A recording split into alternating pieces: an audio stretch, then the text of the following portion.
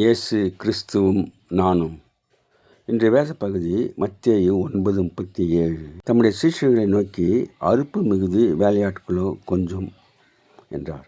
அன்பான சகோதர சகோதரிகளே, ஆண்டவர் சீஷர்களை ஊழியத்திற்காக அனுப்புகின்றார். 2 பேராக அனுப்புகின்றார். அப்போது அவர் சொல்கின்றார், கண்களை ஏறெடுத்து பாருங்கள், நிலம் விளைந்திருக்கின்றது, அறுப்புக்கு ஆட்கள் குறைவாக இருக்கிறார்கள் என்று சொல்கின்றார். அதனாலே ஆட்களை அனுப்ப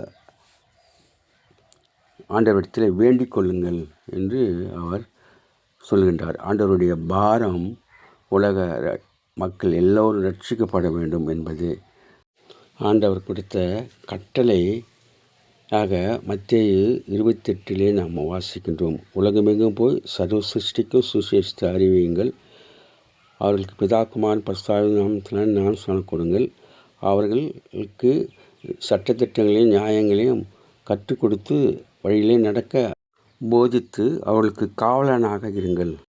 Have a blessed day. God bless you. Give your heart to God, your hand to man. Live in God's word, live on your knees. Thanks for watching. Like, share, subscribe.